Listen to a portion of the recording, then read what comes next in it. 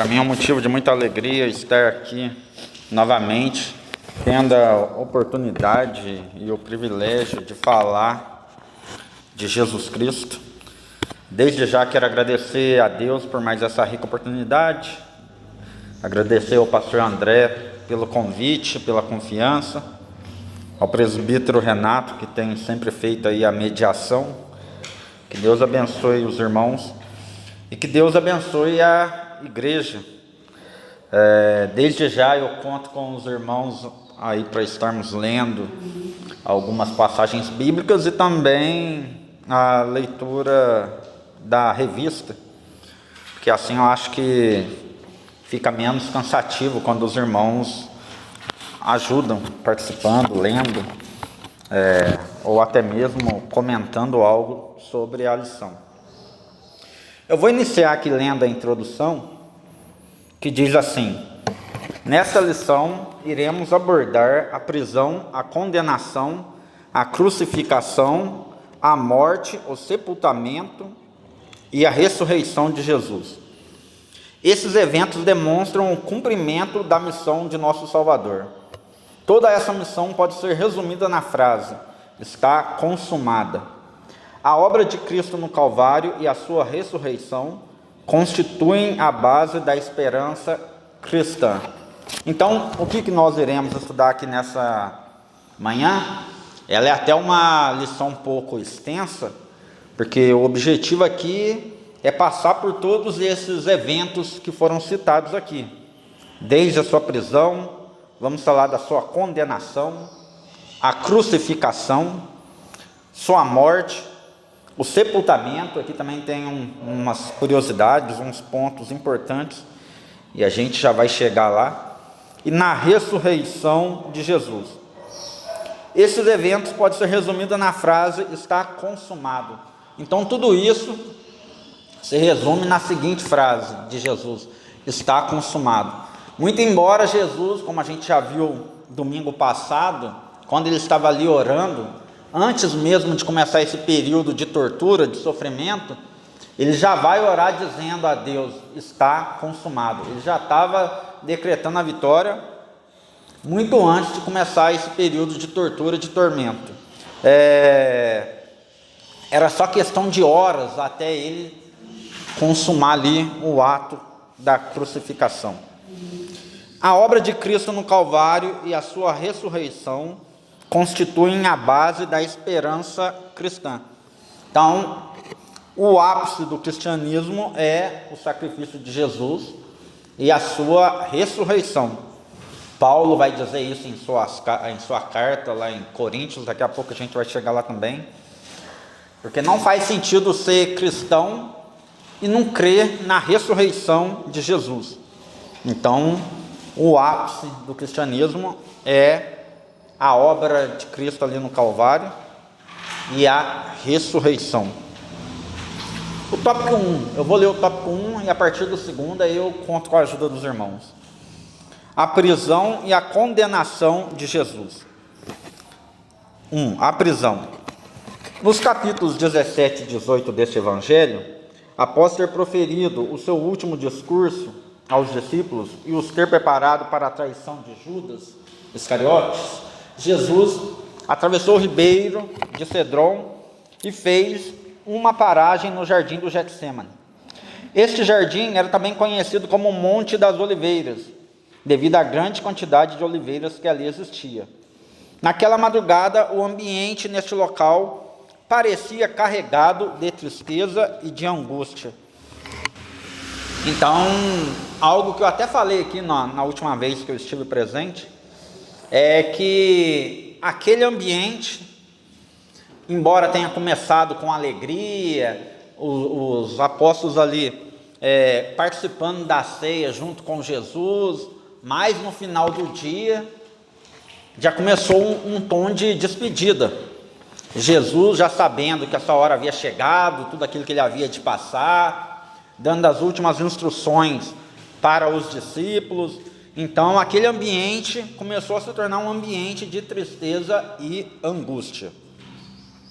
Os soldados romanos e os membros da guarda do sumo sacerdote foram guiados por Judas Iscariotes até o local onde Jesus se encontrava com os seus discípulos, tendo concordado com a traição em troca de 30 moedas de prata. O traidor identificou Jesus com um beijo traiçoeiro, indicando aos soldados romanos quem ele era. Então, muitas das vezes a gente lembra desse episódio aqui, de Judas beijando o rosto de Jesus, mas às vezes a gente esquece de um detalhe que está lá em João 18, que foi o seguinte: quando aqueles soldados se aproximavam, Jesus pergunta para eles: a quem buscais? E aí eles diziam: a Jesus o Nazareno. E Jesus dizia: eu sou a quem procuras. E quando Jesus dizia isso, aqueles soldados eles se recuavam e caíam por terra. Os irmãos podem ver lá que eles caíam no chão. E aí Jesus torna a perguntar: a quem procurais? E eles de novo falam: a Jesus o Nazareno. E ele diz: eu já disse, sou eu. Mas deixem os meus apóstolos em paz, levem somente a mim. Por que eu estou dizendo isso? Para quem acompanha a escola dominical com frequência, no trimestre passado foi falado que surgiram muitos falsos homens de Deus, muitas pessoas alegando que naquele momento os soldados eles pegaram uma pessoa errada. De várias hipóteses que levantaram na época, uma foi de que pegaram um homem errado ali.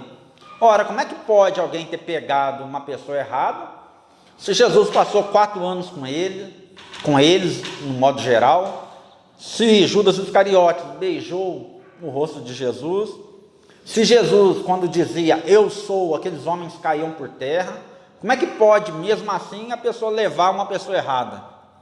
O próprio Jesus disse: não, deixa eles em paz, leva a mim. Faz sentido eu acreditar que os soldados romanos levaram a pessoa errada para ser crucificada? Não tem lógica.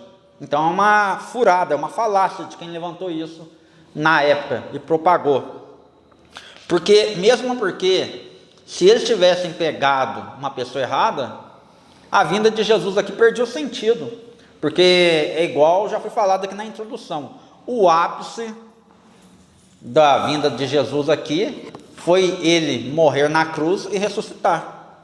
O objetivo era esse: vir, morrer por nós, pelos nossos pecados e ressuscitar. Então, aqui a gente vê mais uma prova de que aqueles homens estavam realmente falando com Jesus e levaram Jesus. Seguindo aqui: levando a sua prisão e conduzindo-o até Anás, o sumo sacerdote, para ser interrogado. Irmãos, esse Anás, ele já não era mais o sumo sacerdote da época, ele havia sido o sumo sacerdote.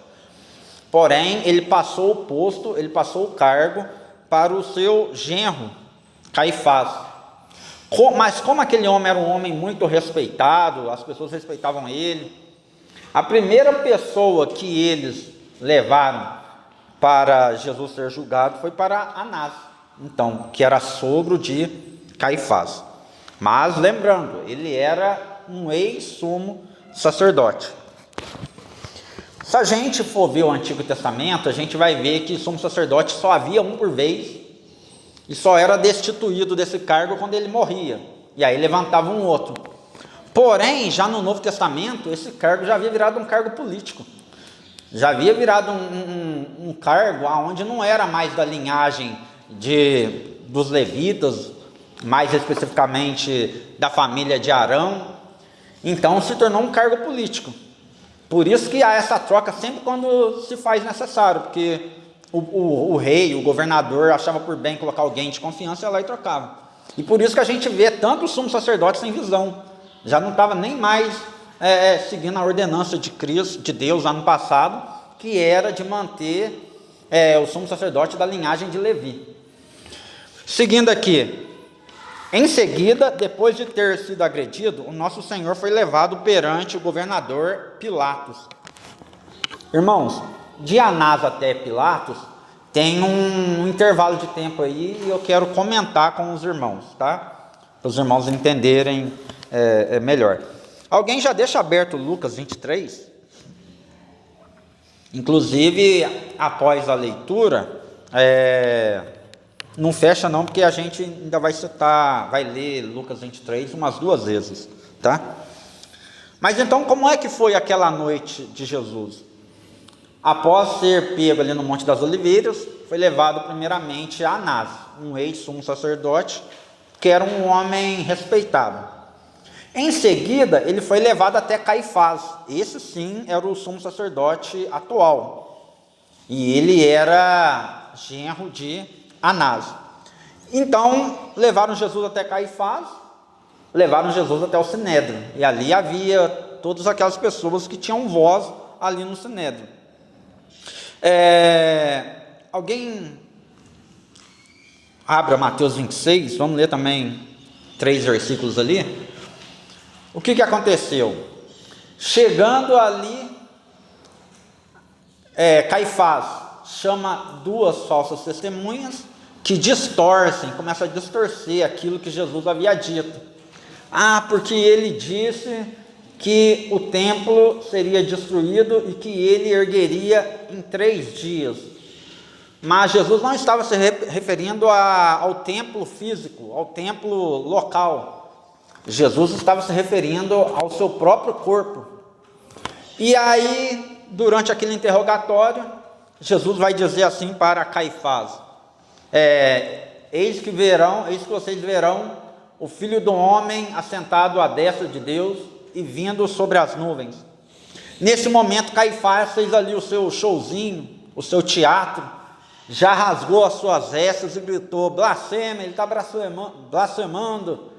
Nem precisamos mais das testemunhas. Ele tem que ser crucificado, ele tem que ser morto.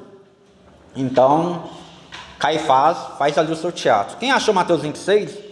Leia do 64 ao 66, só para confirmar isso que eu acabei de comentar. Alguém achou? Disse-lhe Jesus: tu disseste, digo-vos, porém, que vereis em breve o Filho do Homem, assentado à direita do poder, e vindo sobre as nuvens do céu. Então o sumo sacerdote rasgou seus vestidos, dizendo: blasfemou, para que precisamos ainda de testemunhas? Eis que bem ouviste agora a sua blasfêmia. Que vos parece? E eles responderam e disseram: é réu de morte. Então cuspiram no rosto e lhe deram punhadas, e outros esbofeteavam, e dizendo: profetizamos Cristo, quem é que te bateu? Amém. Então, irmãos, após esse interrogatório, os judeus eles não tinham permissão para matar Jesus. Quem tinha permissão para matar alguém eram os romanos. É por isso que dali do Sinédrio eles levam Jesus agora até a presença de Pilatos.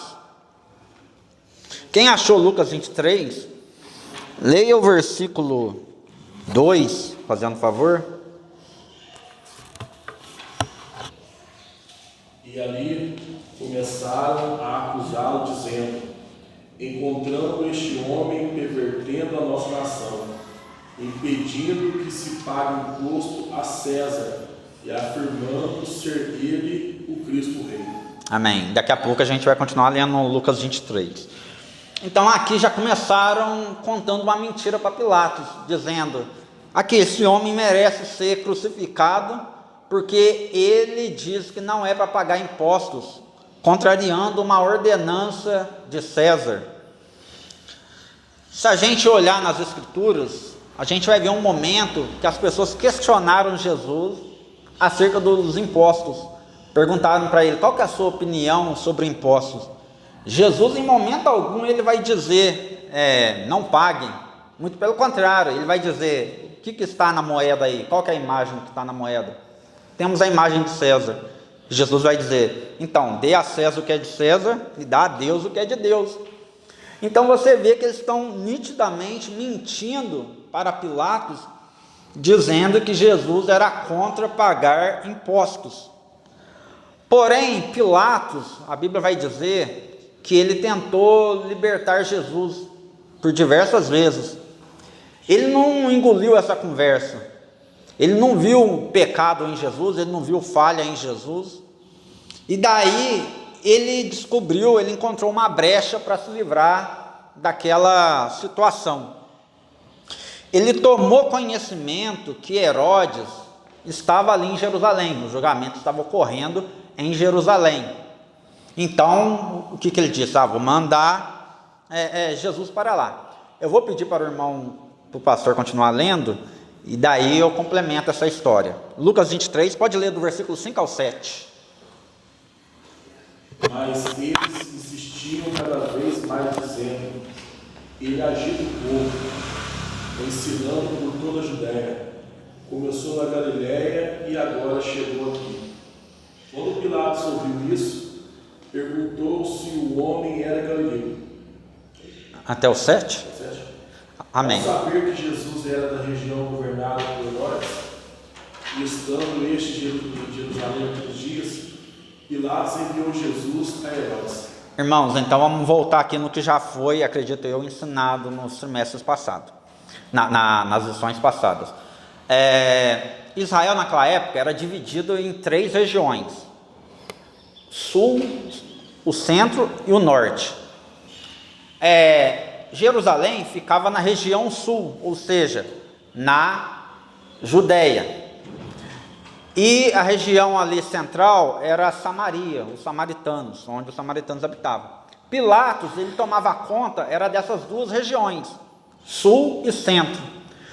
Nazaré ficava na Galiléia, na região norte. Quando ele soube que Jesus passou a maior parte do seu tempo na Galiléia, em Nazaré, ele pensou assim: opa, lá já quem atua lá é Herodes. E coincidentemente Herodes está aqui em Jerusalém. Vou enviar para ele que resolva. Então Jesus foi enviado para Herodes. Chegando até Herodes, no começo ele estava todo animado, empolgado, porque estava diante de Jesus, achando que Jesus iria realizar algum milagre ali na presença dele, mas isso não ocorreu. Porém, ele, ao interrogar Jesus, ele viu que Jesus também não tinha pecado nenhum, não tinha cometido nada de errado, mas não perdeu a oportunidade de dar aquela zombada em Jesus. Vestiu ele de uma capa lá: está aí o vosso rei, mas agora volta de novo para Pilatos, porque eu não achei nele crime algum, esse problema é de Pilatos, ele que resolva. Então, pela segunda vez, Jesus volta até a presença de Pilatos. E daí, daqui a pouco eu vou continuar essa história, mas a gente bem sabemos que Pilatos, então, ele vai lavar as mãos e vai permitir que Jesus seja crucificado. Mas o que eu tiro de lição até aqui? Note que Jesus passou pelas mãos de Anás, Caifás, Pilatos e Herodes. Eu aprendo aqui que todos esses homens foram cúmplices, foram coniventes com a morte e a crucificação de Jesus. Muito embora todos eles, principalmente Pilatos e Herodes, viram que Jesus era um homem inocente, não perderam a oportunidade de zombar, porque Pilatos agora também, na segunda vez que Jesus passa por lá, vai colocar uma coroa de espinhos ali na cabeça de Jesus e dizer também: está aí o rei de vocês. Eles, sendo homens de autoridade, não fizeram nada para livrar Jesus. Eles tinham esse poder, mas não fizeram nada para livrar Jesus. Ou seja, foram com fluxo, seguiram um fluxo, seguiram a manada, seguiram um povão. E isso não é diferente nos nossos meios. Estudos dizem que quando a gente está no meio de uma multidão, a tendência da gente fazer algo errado é maior do que se a gente estivesse sozinho. Vou dar exemplos aqui. Quando um caminhão tomba aí na rua, você a princípio até pensa em não fazer nada, mas a partir do momento que você vê todo mundo saqueando, pegando as coisas, seja lá o que tinha dentro desse caminhão, aí que você vai pensar: eu vou fazer também, vou lá pegar, e leva alguma mercadoria que não era sua. Outro exemplo: essas manifestações políticas dizem que a partir do momento que algum grupinho começa a apedrejar, danificar algum patrimônio, a tendência é que aquela pessoa que não faria isso se estivesse sozinha ou em outros grupos, ela vai fazer, porque segue a manada, segue o fluxo. E eu vou dar mais um exemplo. Naquela época que tinha aquele movimento do cai-cai, a pessoa vê aquela multidão caindo, ela fala, eu vou cair também, está todo mundo caindo. Dizem até que esses falsos pastores colocavam a primeira e a segunda fileira de pessoas que já estavam combinadas que iriam cair. E daí elas caindo, a terceira, a quarta, a quinta fileira vai cair também, por duas razões. Ou porque vê aquele movimento e ela se joga também, ou porque ela foi atingida e cai até contra a própria vontade. Então, Herodes e Pilatos, aqueles se acovardaram, seguiram um fluxo. Querem matar Jesus? Então mate, tá? Então, eram homens que tinham a possibilidade de fazer algo, mas foram coniventes, acabaram, de certa forma, sendo participantes da crucificação de Jesus. Alguém pode ler o interrogatório, fazendo favor? Alguém pode ler? De início, Pilatos questionava a acusação feita pelos judeus. Jesus fora detido durante a madrugada e, ao amanhecer, depois de ter passado pela casa de Caifás, o sumo sacerdote, os judeus preferiram que a condenação viesse do governador Pilatos. Assim, levaram Jesus até ele, apesar de eles preferirem que fossem os próprios judeus a julgar Jesus conforme as leis judaicas. Por sua vez, Pilatos, na tentativa de aliviar a pressão política dos judeus, cedeu à hostilidade deles e decidiu colocar Jesus ao lado de Barrabás. Esse último era um criminoso notório e escolheram libertá-lo em vez de desistirem da crucificação de Jesus. O ódio religioso do povo era tão intenso que eles não conseguiam ver nada que pudesse impedir a condenação de Jesus. Amém. Então aqui diz, Pilatos, na tentativa de aliviar a pressão política dos judeus, cedeu à hostilidade deles e decidiu colocar Jesus ao lado de Barrabás, um criminoso notório, e escolheram libertá-lo em vez de desistirem da crucificação de Jesus. Irmãos, então aqui, Pilatos ele vai tentar mais uma vez. Ele então pega Barrabás, um homem que havia participado de um motim e havia assassinado uma pessoa. Eu acredito que Barrabás, em outras circunstâncias, pastor André, ele seria morto. Com certeza Pilatos, ele não pegou uma pessoa qualquer, uma pessoa desconhecida. Ele deve ter pegado um homem que estava na memória dos judeus, que os judeus deveriam ter raiva desse homem, na esperança de Jesus ser liberto. Pilatos deve ter pensado, bom, se esse homem morrer, pelo menos é um homem culpado. Com certeza eles vão aceitar que esse homem morra e vão esquecer de Jesus. Mas, irmãos, não era Barrabás que tinha que morrer naquele momento, que tinha que morrer em nosso lugar. Era Jesus. Em outras circunstâncias, Barrabás com certeza seria executado. Pegaram um homem ali que os judeus provavelmente deveria estar destilando ódio também por aquele homem. Com certeza Barrabás também não entendeu nada. Deve que dava por certo a sua crucificação, porém o ódio, a cegueira daquelas pessoas era maior, e eles então queriam a crucificação de Jesus, fazendo até um coro ali dizendo, solte Barrabás, solte Barrabás. Seguindo aqui, a condenação. Alguém pode ler a condenação? Pilatos mandou que Jesus fosse açoitado, e posteriormente os soldados comando para humilhá-lo. Ainda mais, colocaram sobre a sua cabeça uma coroa de espinhos afiados, provocando-lhe ferimentos e fazendo sangue escorrer do seu rosto. Essa era uma maneira de escarnecer a sua suposta realeza. O instrumento utilizado para o castigo era um chicote com tiras de poucos afiados, que tinha pedaços de ossos ou pedras cortantes na ponta. Jesus foi ferido e teve a sua carne dilacerada pelos cortes. Nesse momento, nosso Senhor assumiu as nossas enfermidades e dores.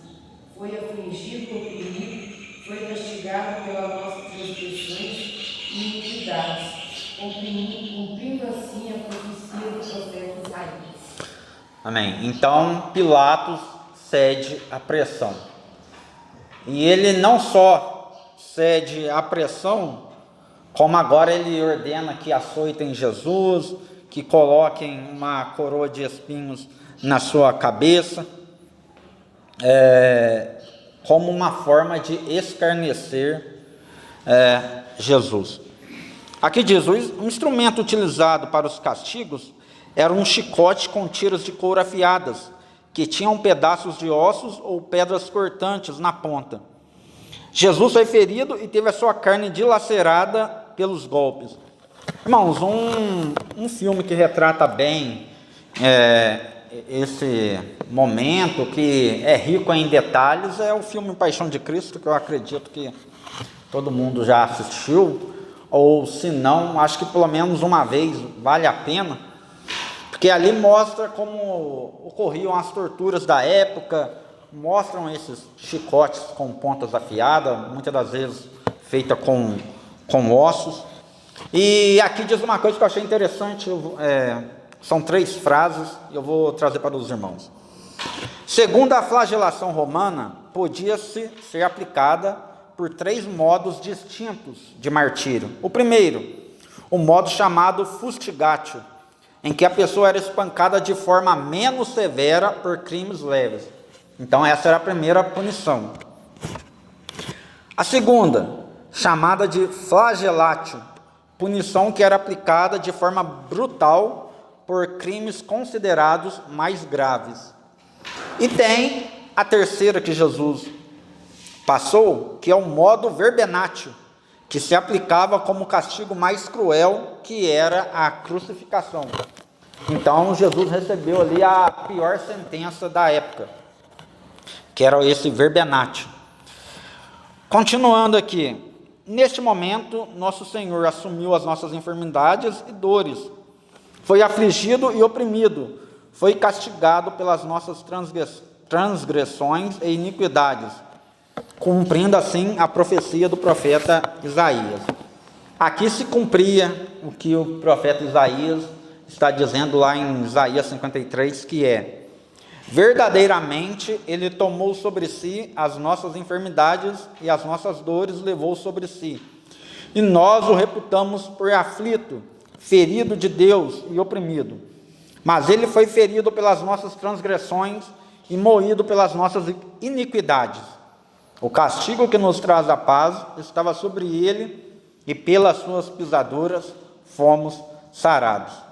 Aqui diz, o castigo que estava sobre ele nos traz a paz. É por isso que um dos motivos que Jesus, por várias vezes, vai dizer, quando ele ressuscita, paz seja convosco. Os irmãos vão ver isso na lição de domingo que vem. Por que paz seja convosco?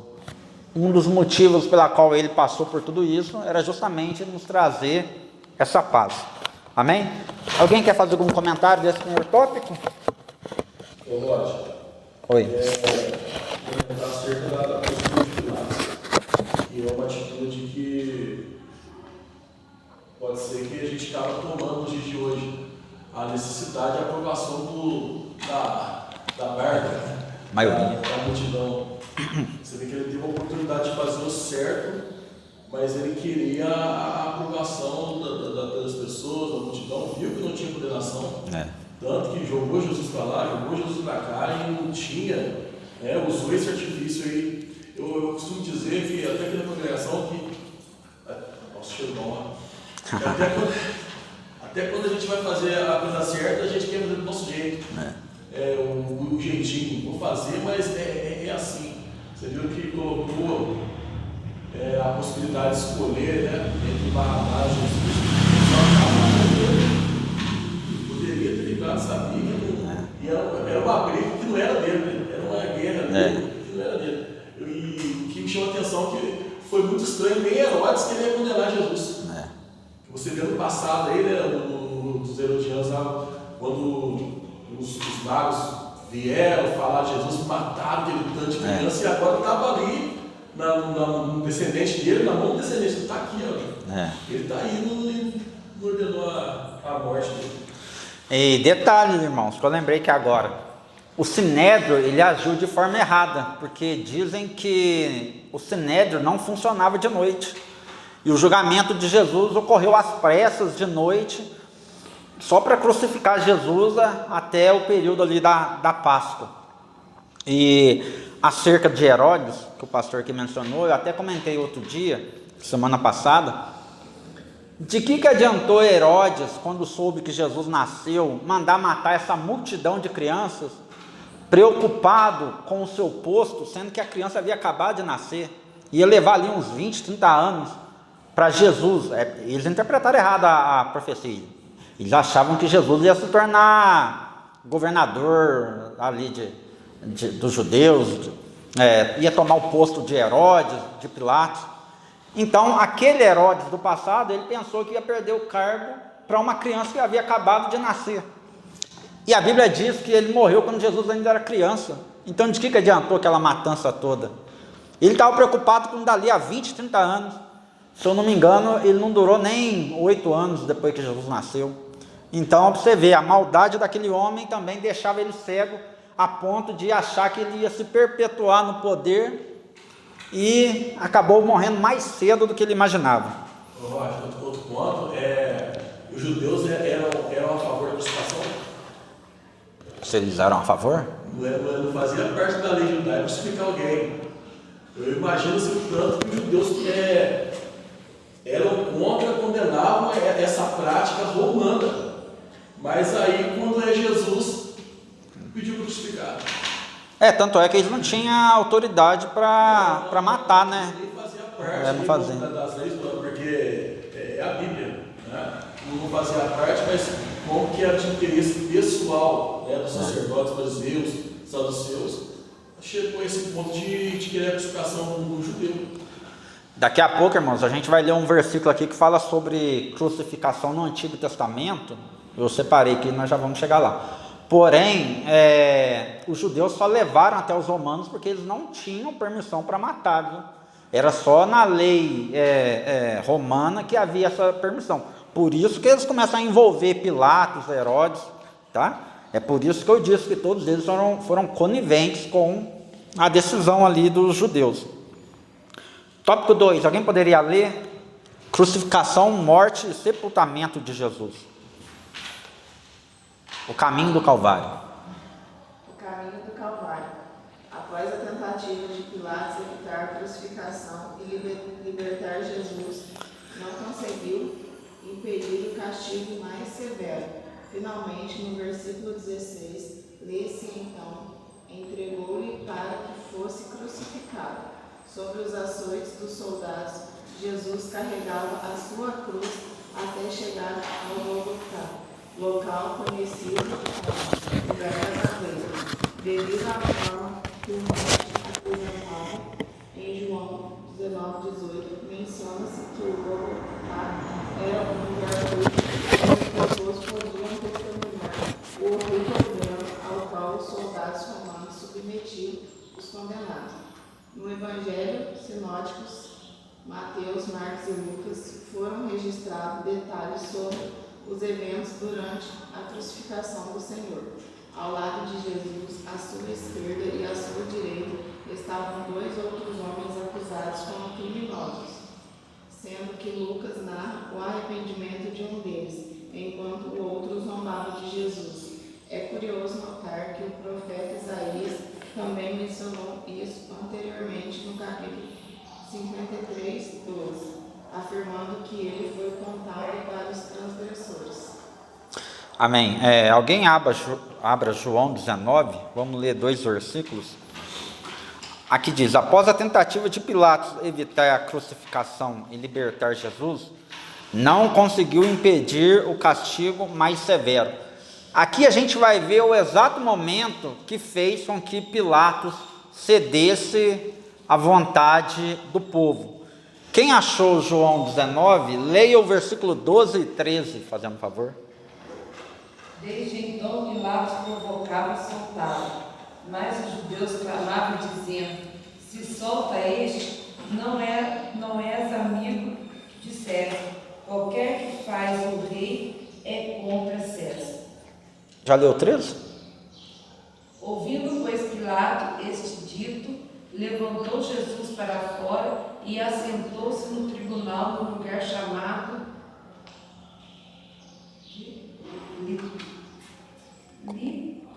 Litóstomo. Essa palavra. Amém. Certinho. Irmãos, a partir do momento que eles falaram assim, olha só, se você não crucificar ele, você também é inimigo de César, porque ele disse que não precisa pagar impostos para César. E aí ele pensou, opa, eu vou perder aqui meu cargo? Eu vou se tornar inimigo de César? Não, eu quero manter meu cargo aqui. Então tá, então podem crucificar. Então quando ameaçaram colocar ele contra César, então é onde Pilatos, ele vai então, eu lavo as minhas mãos. Eu tentei, em outras palavras, eu tentei. Agora é com vocês. Então a partir daquele momento que Jesus foi condenado, ele começa ali a apanhar com mais intensidade, começa a carregar ali o madeiro, carregar a cruz, e ele ali é pendurado ao lado de 2 ladrões. Eu acredito que, eu estava pensando, meditando, que um dos ladrões, aquele que se converteu, a princípio ele até num ato de desespero, ele vai dizer junto com o outro, desce da cruz e nos livra também. Mas chegou um momento em que ele percebeu que Jesus não ia descer da cruz, que ele não ia escapar da morte, aquela era a sua sina, aquela era o desfecho da sua vida. Ele percebeu que Jesus não ia livrar nem ele, nem os ladrões daquela cruz, mas ele também não perdeu a esperança que Jesus era rei. Tanto é que ele vai dizer assim, mesmo sabendo que Jesus já estava prestes a morrer: Senhor, lembra-te de mim quando entrares no teu reino. Aquele homem acreditava que Jesus tinha o seu reino, e aquele homem, de uma forma indireta, já acreditava então na ressurreição, porque ele está vendo ali Jesus morrer, e ainda fala-se de um reino. Então Jesus vai dizer para ele: hoje mesmo tu estarás comigo no paraíso. Mas não para por aí, irmãos.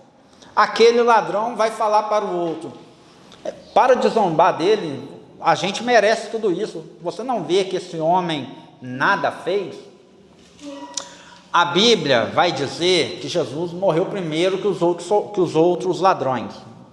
E a Bíblia vai dizer também que a natureza reagiu. Naquele momento o dia se fez noite. Porém a Bíblia não relata, mesmo o outro ladrão presenciando tudo isso, ter se arrependido. Mas o fato é que o outro ladrão, ele se arrependeu e aceitou a Jesus, com Jesus ainda em vida. Então é muito interessante a postura desse ladrão. E aqui diz, Isaías 53:12, é dito que Jesus foi contado com os transgressores. Olha para os irmãos verem, uma profecia lá do Antigo Testamento, ela é rica em detalhes. Ela diz que o Messias ia morrer ao lado de transgressores, que eram os ladrões ali na cruz. Então uma profecia, quando ela é verdadeira, ela consegue trazer riqueza em detalhes, quando ela vem de Deus.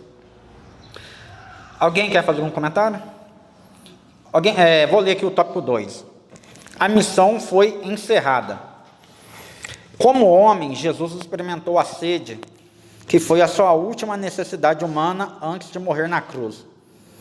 A sua sede física foi momentânea e aliviada por uma esponja que não continha água, mas vinagre, oferecida pelos soldados romanos.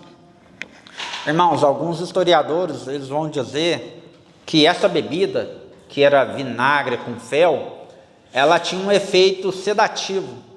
E Jesus, ao experimentar, ele recusa.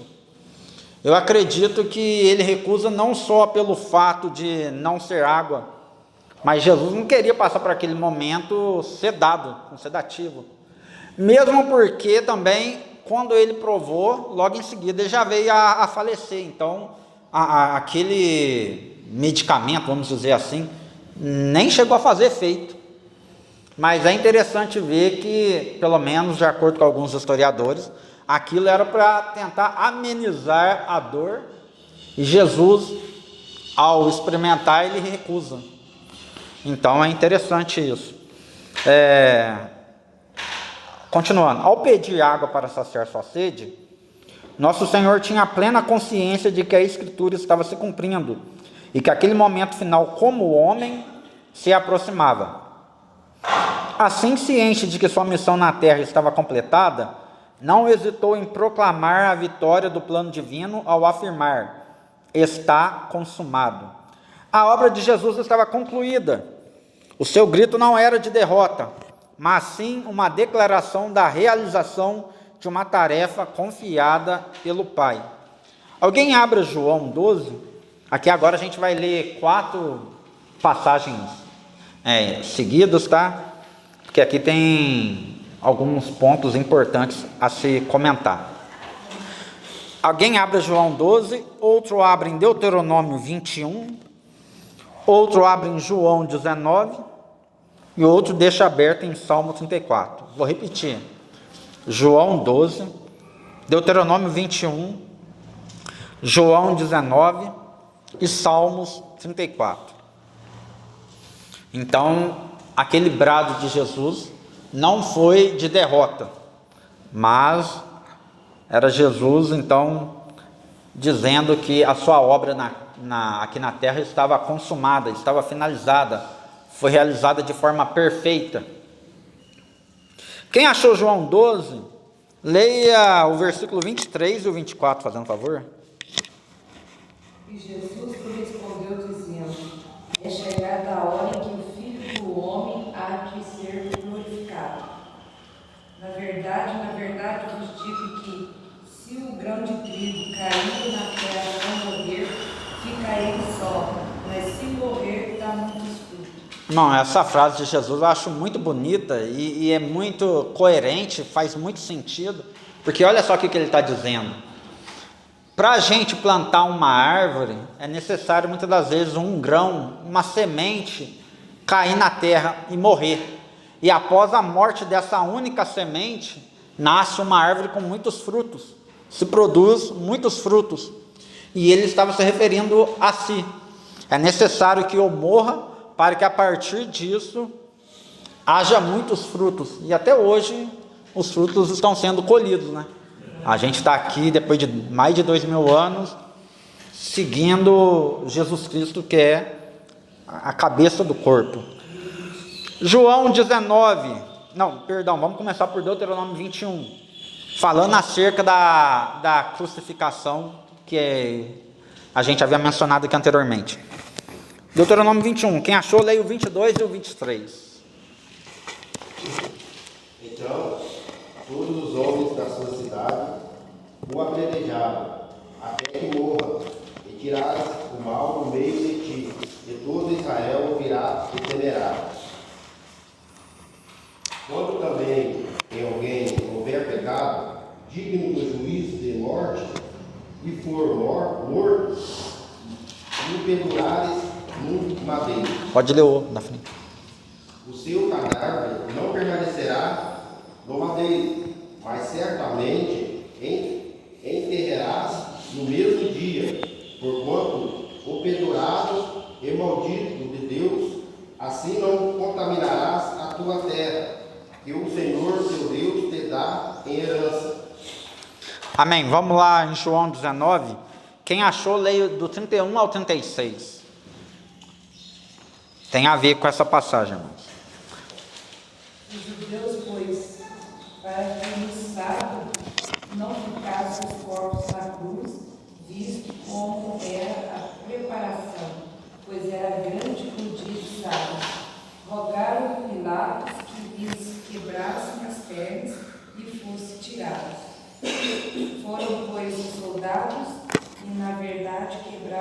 pernas, ao primeiro e ao outro que com ele fora crucificado. Mas vindo Jesus e vendo já morto, não lhe quebraram as pernas. Contudo, um dos soldados lhe furou ao lado com uma lança, e logo saiu sangue e água. E aquele que viu testificou o seu testemunho é verdadeiro. E sabe que é verdadeiro o que diz, para que também vos creais. Porque isto aconteceu para que cumprisse a Escritura, que diz, nenhum dos seus ossos será quebrado. Amém. Em Salmo 34, só o versículo 20, fazer um favor. Só o versículo 20. E ele lhe guarda de todos os seus ossos, nem sequer um deles se quebra. Amém. Então deixa eu explicar esses 3 versículos para os irmãos. Lá em Deuteronômio é dito que uma pessoa que fosse crucificada, ela não deveria virar o dia ali, deveria ser retirado até o fim do dia e enterrado, porque senão isso deixaria a terra impura. Então os judeus, sabendo disso, eles vão pedir para Pilatos que os 3 homens tenham suas pernas quebradas, para que assim a morte venha de forma mais acelerada, para que eles possam morrer com mais rapidez. E Pilatos permitiu. Então começaram lá, quebrou a perna do primeiro ladrão que ainda estava vivo, depois quebrou a perna do segundo ladrão que também ainda estava vivo. Mas quando chegou em Jesus, eles vendo que Jesus não tinha reação, não havia mais reação, não quebraram a perna dele. Aí, para certificar disso, um soldado perfurou o lado de Jesus com uma lança. E como Jesus não reagiu, não esboçou reação, ele teve a certeza que Jesus estava de fato morto. Isso já era previsto no Antigo Testamento. A Bíblia vai dizer lá em Salmos que nenhum dos seus ossos será quebrado. Então até isso estava na direção, estava sob os cuidados de Deus. Era mais uma profecia se cumprindo. É curioso, irmãos, que quando a gente estuda Salmos com mais atenção, a gente vê que muitos desses salmos, que na verdade eram cânticos da época, vinham com profecias que se veio a cumprir no Novo Testamento. É por isso que Davi também é chamado de profeta, porque algumas coisas que ele compunha, que ele escrevia, acabava se cumprindo no Novo Testamento. Semana passada eu até dei um outro exemplo, que é acerca do sacerdócio de Jesus. É em Salmos que é dito que Jesus será o nosso sumo sacerdote, segundo a ordem de Melquisedeque. E se cumpriu no Novo Testamento, em Jesus, na pessoa de Jesus.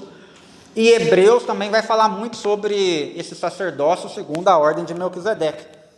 O que seria ser sumo sacerdote segundo a ordem de Melquisedeque? Para ser sumo sacerdote, tinha que vir da linhagem dos levitas, de Levi, e mais especificamente da família de Arão. Jesus não era da linhagem de Levi, não era um sacerdócio levítico. Ele veio da tribo de Judá. Então já havia uma diferença aí. Por que Melquisedeque? Assim como Melquisedeque não tem a árvore genealógica, não se sabe quem eram seus pais, nem se sabe da sua descendência, é um homem misterioso, assim é um Jesus, sumo sacerdote que não tem início e nem fim. Ele nunca mais vai precisar passar esse posto de sumo sacerdote para ninguém, porque só se passava esse posto quando alguém morria, quando o sumo sacerdote morria, e Jesus está vivo eternamente. Então ele nunca vai precisar passar esse posto. Esse homem, Melquisedeque, ele é tão misterioso que Abraão, ele vem e paga ali dízimos para esse homem, ou seja, se colocou inferior a Melquisedeque, que prefigura a imagem de Jesus. Melquisedeque, ele era rei de Salém e sacerdote. Então, se sabe pouco dele, tem poucas informações sobre Melquisedeque, mas Melquisedeque, ele prefigura a imagem de Jesus. Amém? Tópico 3, o sepultamento. 2.3, o sepultamento. Alguém pode ler, fazer um favor? Sepultamento. No versículo 38 aparece um homem que admirava Jesus e era um discípulo secreto e reservado chamado José de Arimateia. Ele fazia parte do Sinédrio e era uma pessoa abastada. Devido ao temor que tinha dos judeus, mantinha-se afastado dos discípulos, mas conseguiu vencer esse medo ao reunir coragem para se dirigir a Pilatos e solicitar o corpo de Jesus para o sepultamento. A informação contida no texto sugere que o túmulo onde Jesus foi sepultado não ficava longe do Monte do Calvário. Amém. Então aqui diz que um homem que admirava Jesus, chamado de José de Arimateia, ele fazia parte do Sinédrio e era uma pessoa abastada, bem financeiramente. Devido ao temor que tinha dos judeus, mantinha-se afastado dos discípulos, mas conseguiu vencer esse medo ao reunir coragem para se dirigir a Pilatos e solicitar o corpo de Jesus para o sepultamento. Irmãos, primeira coisa, como ele era uma pessoa que fazia parte do Sinédrio, lá em Lucas 23, do versículo 50 ao 53, eu não vou pedir para ler para ganharmos tempo. É dito que ele não compactuou com a decisão que tomaram naquela noite de crucificar Jesus. Pelo que dá a entender, ele esteve ali presente no momento do interrogatório, porque ele fazia parte do Sinédrio, então ele foi contra. Porém, ele era um discípulo discreto. Quase ninguém sabia que ele seguia Jesus. E aí chega um momento que ele tem que criar coragem e se revelar para o mundo, para as pessoas, ao pedir para Pilatos deixar ele sepultar Jesus. Aqui fica uma lição para nós. Às vezes a gente atua como um discípulo discreto, como um crente espião. O mundo nem sabe que você é crente, mas chega um momento que você vai ter que se revelar. Chega um momento que você vai ter que criar coragem para dizer para o mundo que você é um cristão, que você serve a Cristo. E esse momento na vida de José de Arimateia chegou. Falou, não, agora eu preciso demonstrar para todo mundo, não importa se vão me manter no Sinédrio, não importa. O que importa é que eu quero sepultar o meu mestre Jesus. Quer comentar alguma coisa?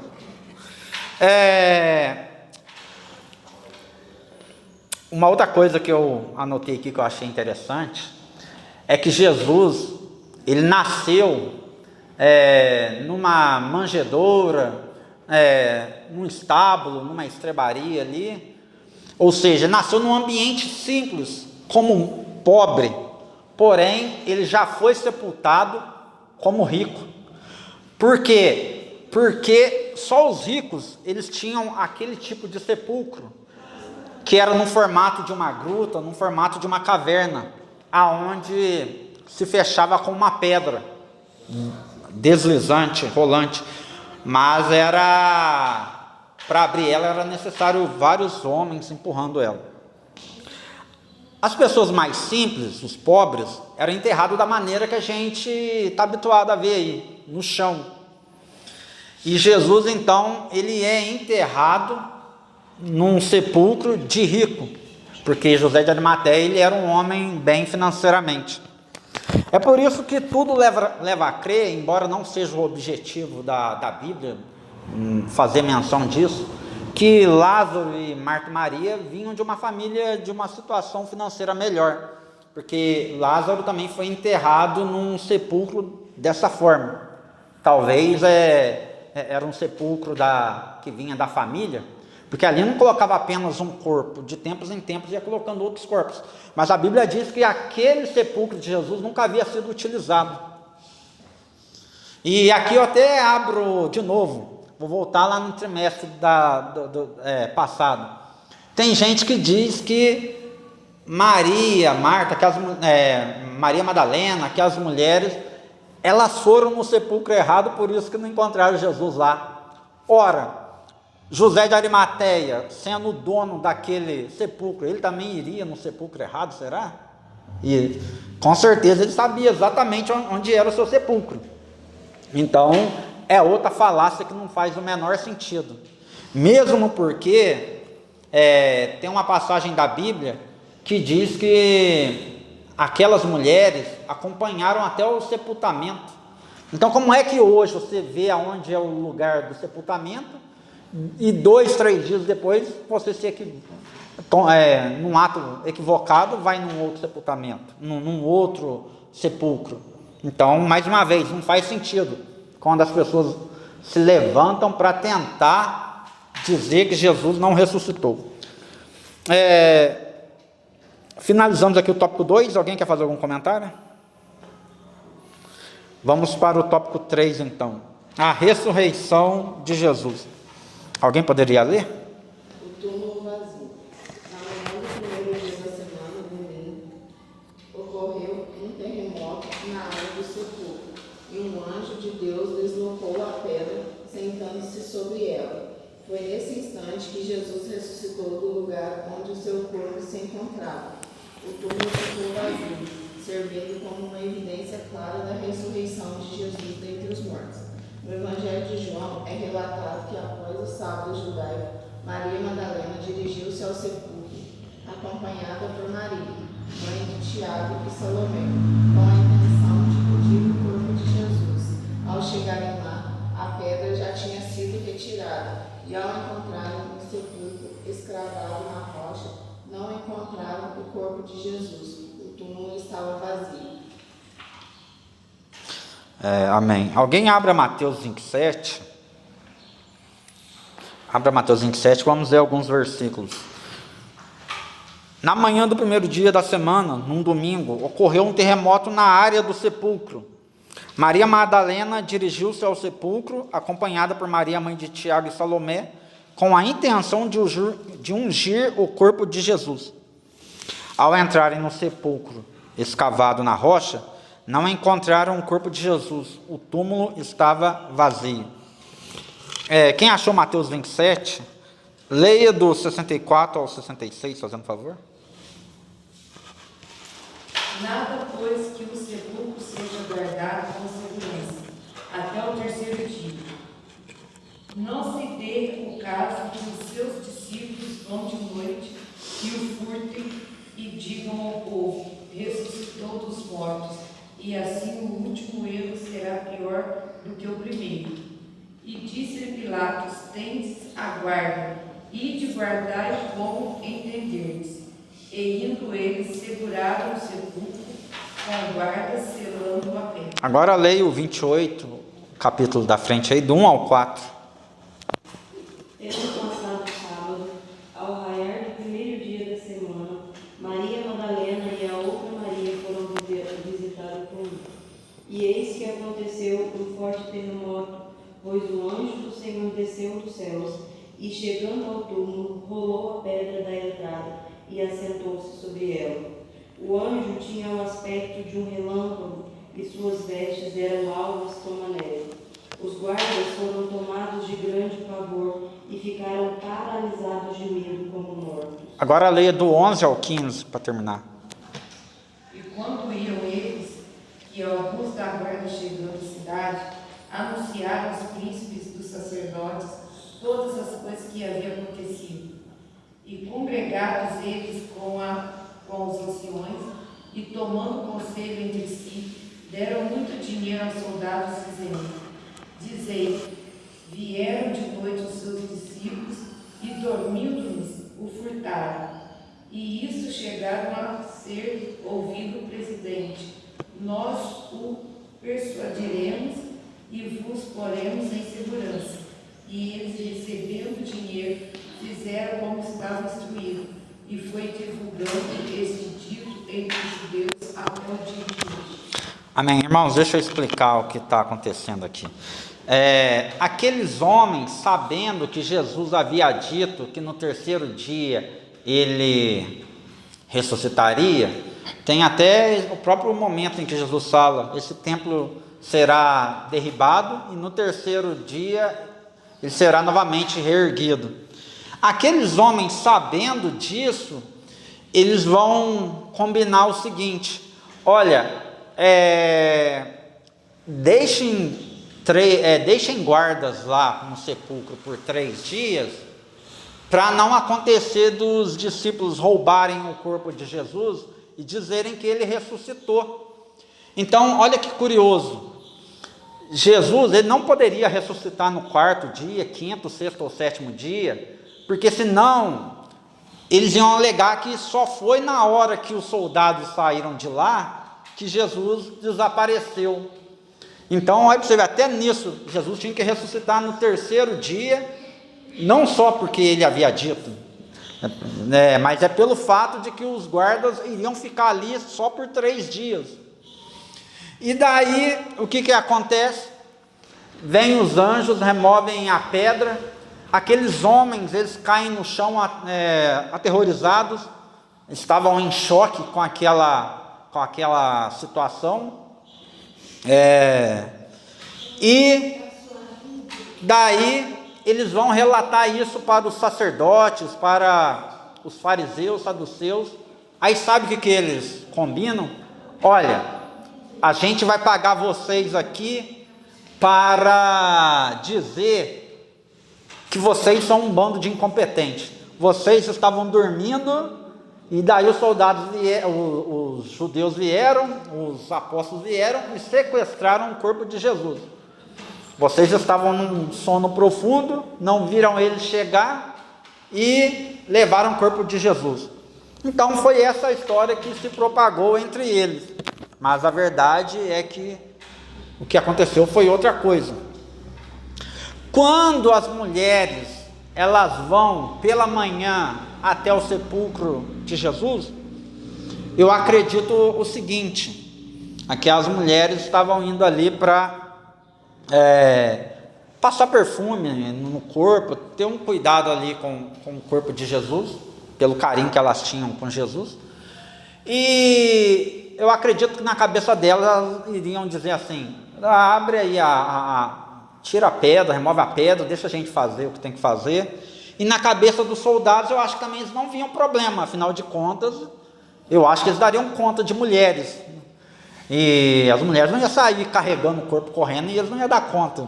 Então, as mulheres não eram uma ameaça ali para os soldados romanos. Então, eu imagino que é por isso que as mulheres que estavam indo, elas não eram uma ameaça ali para eles. Tudo bem, as mulheres que estão visitando, pode fazer o que tem que fazer aí.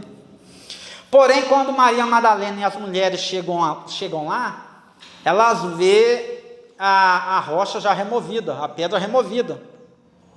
E daí elas saem para avisar os apóstolos. Acredito que nesse momento até os soldados já haviam se retirado ali de medo, para avisar o sinédrio e os demais homens lá, autoridades. E Maria Madalena avisa Pedro e João. E Pedro e João vai lá correndo olhar e realmente vê que o túmulo está vazio.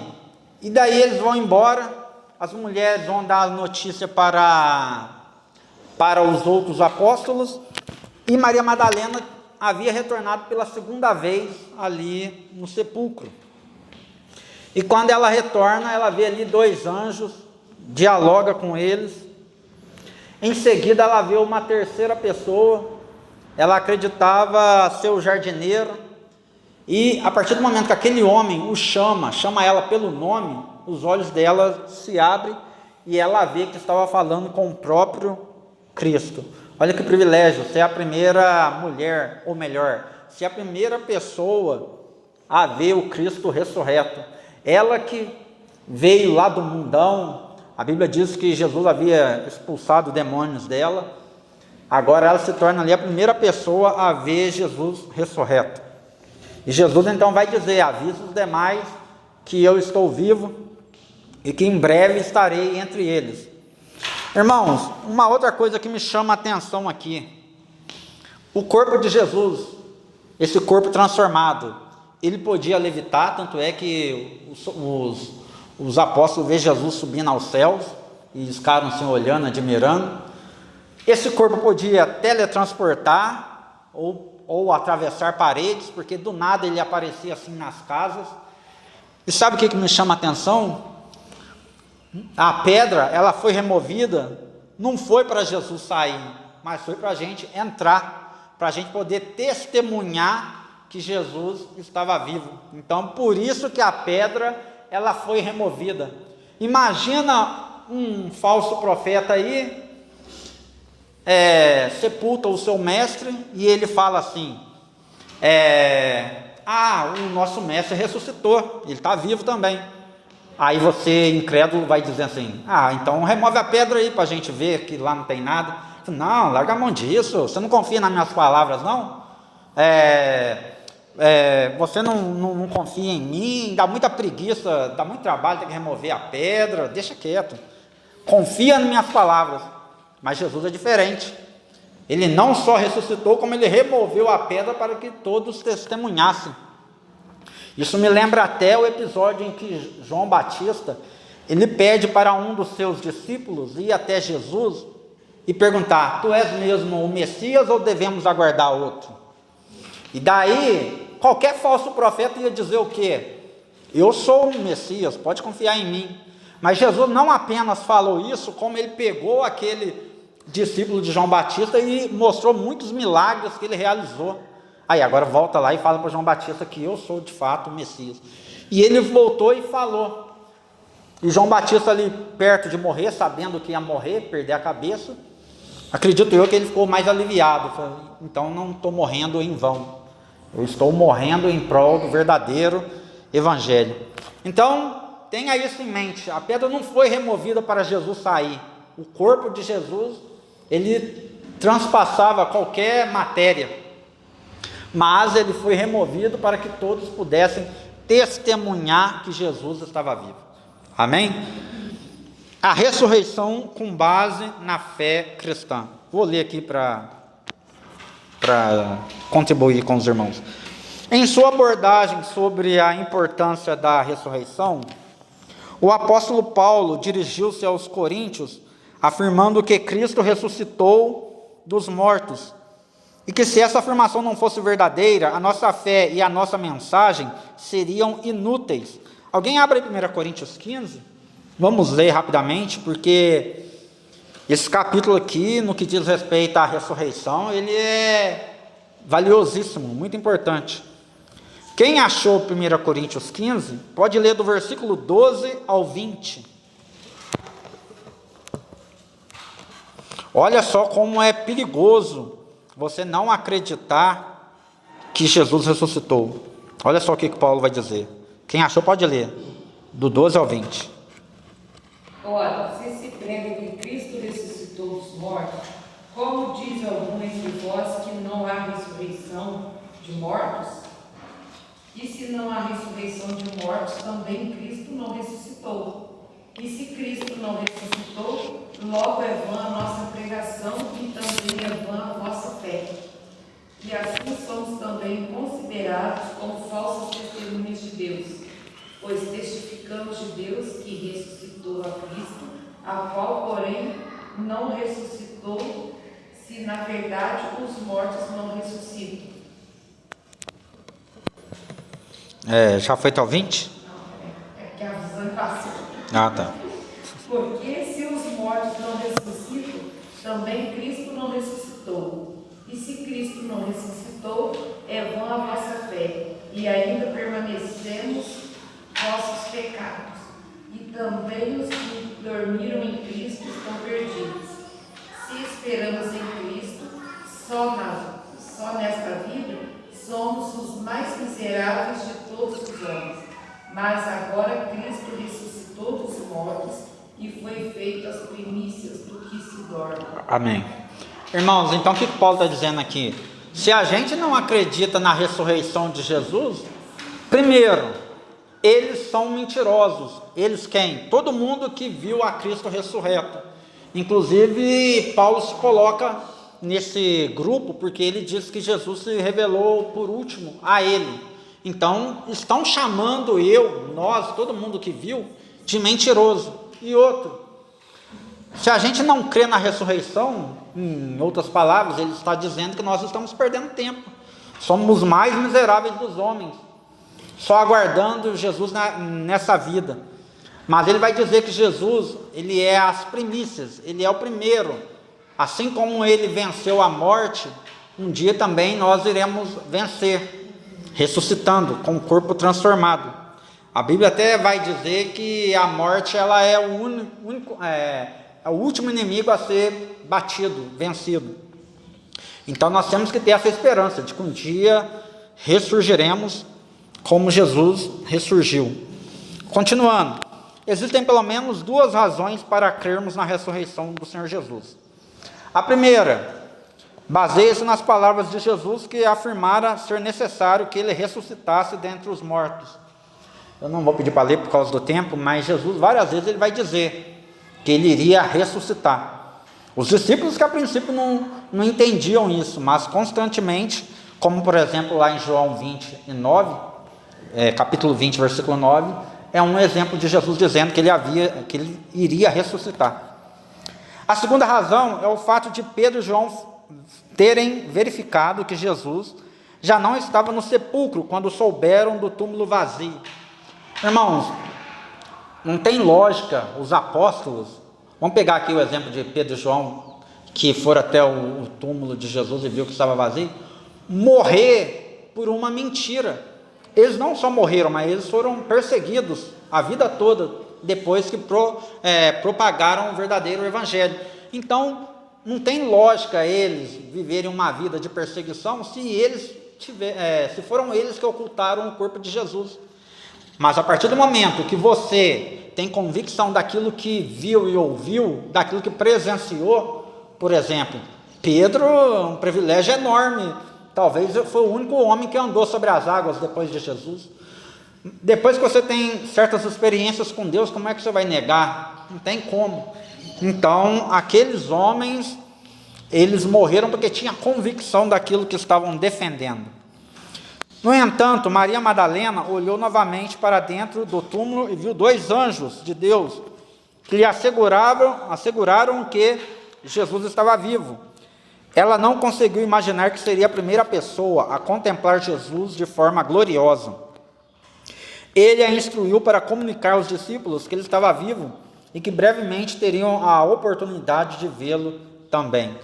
Então, é curioso que esse dia, a Bíblia inicia contando o início do dia, lá com as mulheres indo até o túmulo, e esse dia Jesus apareceu para diversas pessoas, para os discípulos a caminhos de Emaús, para Pedro, para as outras mulheres, até no findar do dia, ele apareceu ali para todos os discípulos, com exceção de Tomé.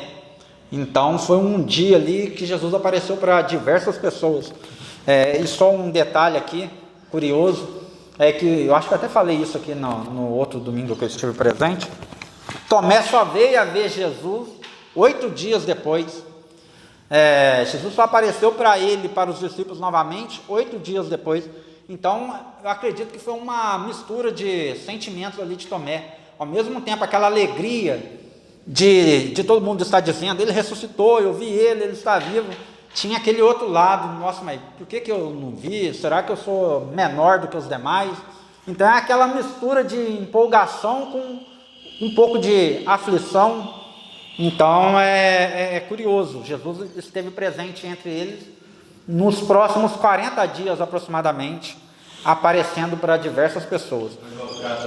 Até nós mesmos, nessa questão aí, se nós estivéssemos lá, talvez até nós agiríamos com medo mesmo. Até nós. Porque a ressurreição, nossa, alguém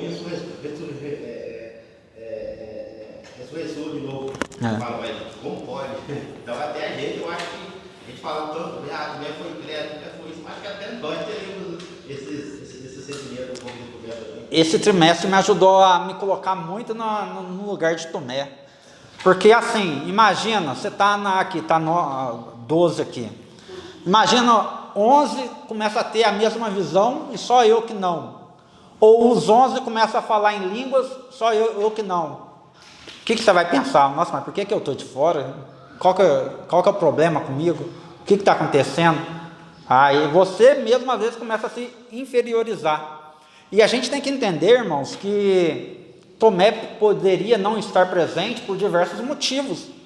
Pode ser que ele foi buscar algo, pode ser que ele estava numa cidade distante. A comunicação deles não era igual a nossa hoje, não. Eu só mando uma mensagem aqui, o irmão lá não sei na onde vê a mensagem 1 segundo depois. A comunicação era feita de boca a boca. Então, as mulheres viram Jesus de manhã, os discípulos viram já no fim do dia, e por alguma razão Tomé não estava presente. Correto? Vamos lá, para finalizar, o tópico 3. O Cristo ressurreto quebra a incredulidade. Apesar do receio e da incredulidade de alguns dos discípulos, mesmo após ouvir o testemunho de Pedro e João, e em especial de Maria Madalena, que viu Jesus e falou com ele pessoalmente, Jesus apareceu entre os discípulos no primeiro dia da semana, e ele surgiu no meio deles e disse: paz seja convosco. E em outras ocasiões, nosso Senhor também se manifestou aos discípulos antes da sua ascensão ao céu. E Pedro e alguns outros que o seguiam, Jesus revelou-se novamente e realizou o milagre da pesca abundante. Uma prova do poder de Cristo ressuscitado. Seria impossível permanecer incrédulo depois de testemunhar o Cristo que venceu a morte. Amém. Com certeza já comentamos sobre isso e eu quero finalizar dizendo duas frases. A primeira: no Novo Testamento, o fator mais importante que o sepulcro vazio é as aparições pós-ressurreição. Repetindo, o fator mais importante que o sepulcro vazio é as aparições pós-ressurreição. Porque só o túmulo vazio, alguém poderia alegar: alguém pegou, alguém escondeu. Mas essas aparições que ocorreram em torno de 40 dias, elas é essencial para a base do cristianismo. E a verdade prática, eu quero finalizar lendo a verdade prática aqui, que diz assim: na cruz, Jesus triunfou sobre o pecado. Na ressurreição, conquistou a vitória sobre a morte. Vou repetir: na cruz, Jesus triunfou sobre o pecado. Na ressurreição, Jesus triunfou sobre a morte. É o que eu disse anteriormente. A morte é o último inimigo a ser vencido, é o último inimigo a ser combatido, mas vai chegar um momento que todos nós venceremos, porque nós teremos um corpo ressurreto também, como o corpo de Cristo, teremos um corpo transformado. Amém? Desde já agradeço a Deus pela rica oportunidade, agradeço aos irmãos pela colaboração, contribuição, pela paciência de me ouvirem aí por 3 lições nesse trimestre. Que Deus abençoe, tá, presbítero Renato, pastor André, os irmãos. Deus abençoe e devolva a palavra. Amém?